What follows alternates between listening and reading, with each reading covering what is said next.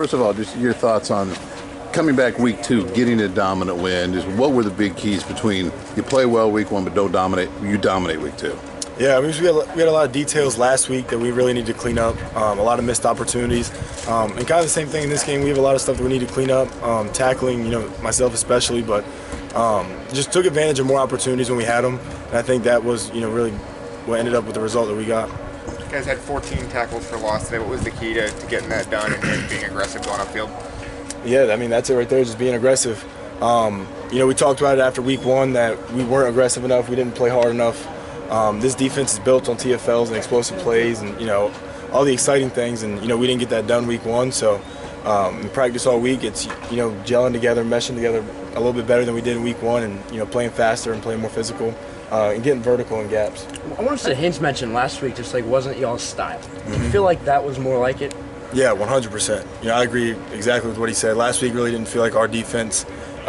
Today felt a lot better, a lot more comfortable for our defense, being able to play fast off each other, get vertical in gaps, linebackers fixing, D linemen and DBs had a day and they were playing fast as well. So, is there relief in that at all when you have a lot of new guys around you to see that the style can still exist like it has? Yeah, for sure. I think when we bring guys in too, it's we know that they can fit our system, and they buy in quick and they want to play in our system. So week 1 was an odd offense that isn't very conventional.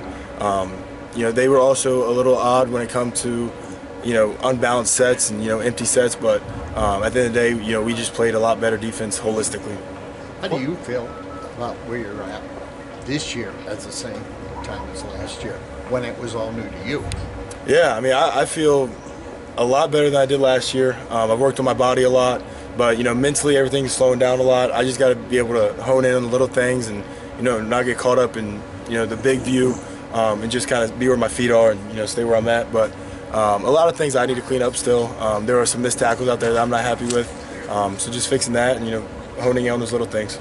How far along do you think the newer guys are in terms of buying into what the defense wants to do?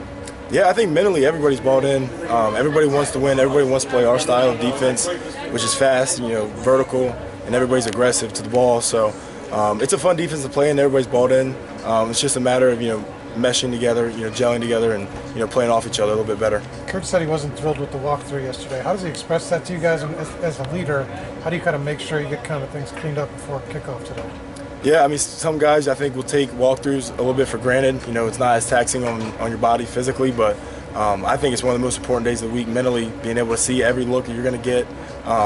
And, back to the little things is making sure that you're doing every little thing right for your job and, within the play or a scheme. But, Coach Sig let us know, and, we fixed it going into walkthroughs this morning, last night. So we felt a lot better about it, but, it was sloppy, something that we need to correct going forward.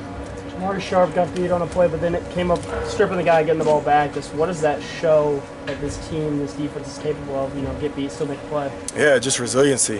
It was a play that there was a miscommunication on the field, and I'll take credit for that. But he did a great job getting back in phase and punching the ball out. But yeah, I just think this team is really resilient. And even when you think we might be down, but we're never out. In a game like this with the scoreline, what it was, what is Coach Cursinelli like on the sideline? He's still intense. The score sometimes doesn't really reflect the way we all feel about the game. There are a lot of little things there that I'm sure everybody's pretty upset with. That we just left a lot of opportunities out there. There was some sloppy play, tackling, angles to the football, all things like that. Defense, at least.